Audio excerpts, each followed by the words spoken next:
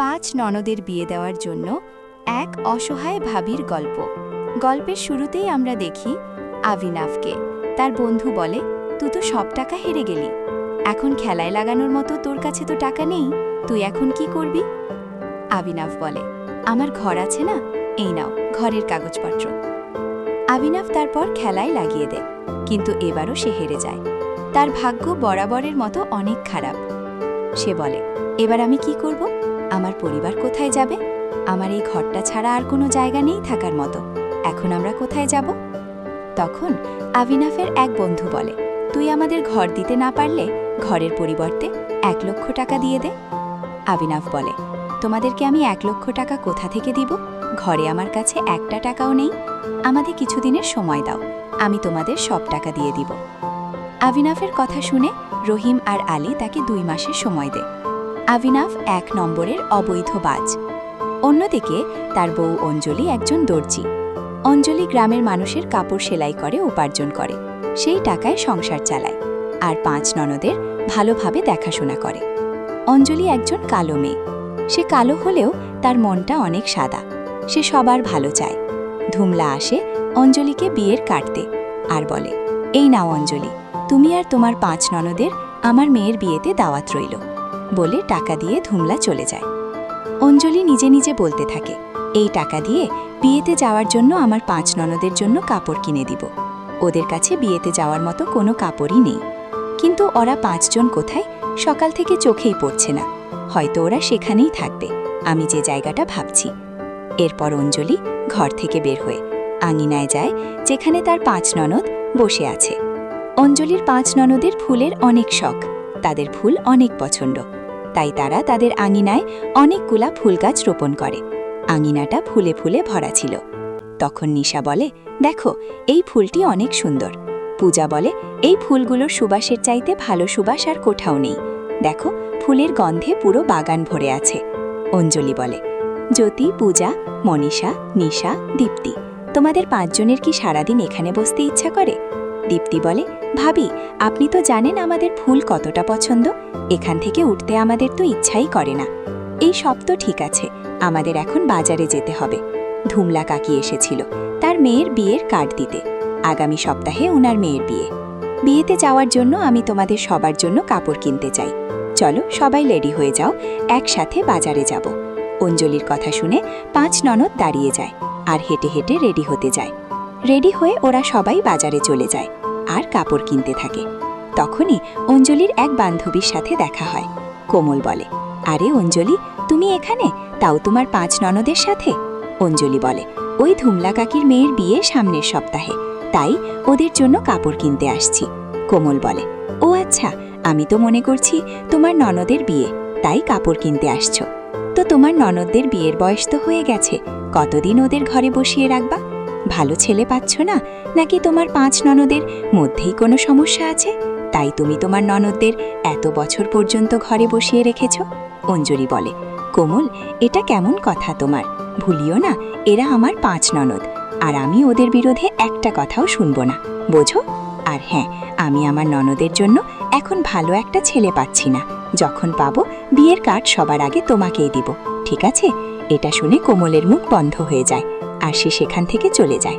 তারপর অঞ্জলিও ঘরে ফিরে আসে, আর সে কোথাও না কোথাও জানতো কোমলের কথাগুলা সত্যি ছিল। অঞ্জলি জানে যে তার স্বামী আভিনব কোনোদিনও তার বোনেদের বিয়ে দিতে পারবে না, তাই অঞ্জলি তার ননদের বিয়ে দেওয়ার জন্য পাত্র খোঁজা শুরু করে দেয়। তারপরের দিন সকাল হতেই অঞ্জলি মন্দিরে যায়, ঠাকুরমশাইকে সব বলে। কিছুদিন কেটে যায়। ঠাকুরমশাই একদিন অনেক ভালো সম্বন্ধ নিয়ে আসে 5 ভাইয়ের। ছেলেদের মা বলে, ঠাকুরমশাই আপনার ননদীদের অনেক প্রশংসা করেছেন, আর আমাদেরও আপনার 5 ননদ অনেক পছন্দ হয়েছে, তাই আমরা আমাদের 5 ছেলের বিয়ে আপনার 5 ননদের সাথে দিতে চাই, আমাদের কোনো টাকা পয়সা লাগবে না। নিলাম কথা শুনে অঞ্জলি অনেক খুশি হয় আর এ বিয়ে দেওয়ার জন্য রাজি হয়ে যায়। কিছুদিন পর অঞ্জলি 5 ননদের বিয়ের আয়োজন শুরু হয়। অঞ্জলি দর্জির কাজ করে যা টাকা জমিয়েছিল সব টাকাই তার 5 ননদের বিয়ের আয়োজনের জন্য দিয়ে দেয়। অনেক ধুমধাম করে বিয়ের আয়োজন করা হয়। বিয়ের আয়োজনে কোনো কমতি ছিল না। অঞ্জলি সঙ্গীত, মেহেদি, হলুদের অনুষ্ঠান অনেক ভালোভাবেই করে। বিয়েতে আর মাত্র 2 দিন বাকি ছিল। ঘরে চারদিকে খুশি আর খুশি, গান নাচ হচ্ছিল। তখনই রহিম আর আলী এসে আভিনাভ থেকে টাকা চাইতে থাকে। রহিম বলে, অঞ্জলি, তোমার স্বামী এই ঘরটি অবৈধ বাজে হেরে গেছে, আর 2 মাসের সময়ও শেষ। একটা আমাদের টাকা দিয়ে দাও, নয়তো ঘর ছেড়ে দাও। অঞ্জলি, এসব কি বলছেন আপনারা? আমার ননদদের 2 দিনের মধ্যেই বিয়ে, এই ঘর ছেড়ে দিলে আমরা কোথায় যাব? দয়া করে আমাদের আর কিছুদিনের সময় দেন। আলী বলে, যা সময় দেওয়ার দেওয়া শেষ, একটা আমাদের টাকা দিয়ে দাও, নয়তো ঘর ছাড়ো। রহিম আর আলীর কথা শুনে অঞ্জলি অনেক ভয় পেয়ে যায় আর হেঁটে হেঁটে ভেতরের রুমে যায়। আলমারি খুলে 1 লক্ষ টাকা বের করে। রহিম আর আলীকে দিয়ে 1 লাখ টাকা নিয়ে আলী আর রহিম চলে যায়, আর অঞ্জলি তার আঙিনার দিকে চলে যায়। ফুলের বাগানে বসে বসে অঞ্জলি অনেক কান্না করে। অঞ্জলি বলে, সৃষ্টিকর্তা, এই 1 লাখ টাকা আমি আমার ননদদের বিয়ের লেহেঙ্গা কেনার জন্য রেখেছিলাম। বিয়ের আর মাত্র 2 দিন বাকি, এখন আমি কি করব? এত টাকা কোত্থেকে জোগাড় করব? উপরওয়ালা আমাকে সাহায্য কর। তখনই অঞ্জলি দেখে একটা প্রজাপতি ফুলে আটকা পড়ে সাহায্য চাচ্ছে। আমাকে সাহায্য কর, আমি এই ফুলের ভিতর আটকা পড়েছি। প্রজাপতিকে কথা বলতে দেখে অঞ্জলি অনেক অবাক হয়ে যায়। তবুও সেই প্রজাপতিটাকে সাহায্য করে আর ফুল থেকে বের করে। ফুল থেকে বের হওয়ার সাথে সাথে প্রজাপতি একটি পরীর রূপ ধারণ করে। পরী বলে, আমার জীবন বাঁচানোর জন্য তোমাকে ধন্যবাদ অঞ্জলি।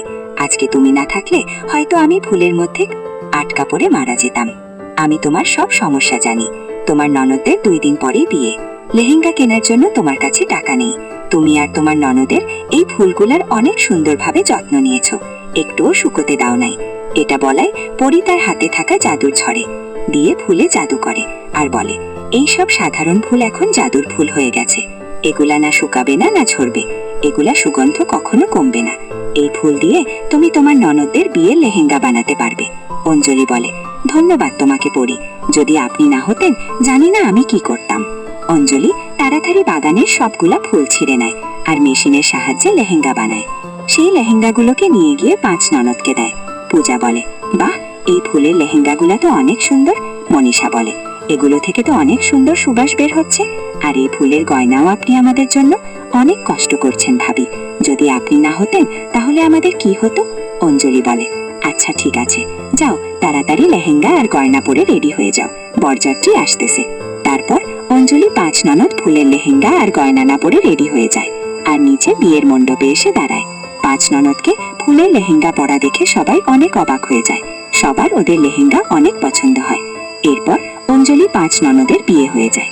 ভিডিওটি ভালো লেগে থাকলে লাইক, সাবস্ক্রাইব আর কমেন্ট করে দিয়েন।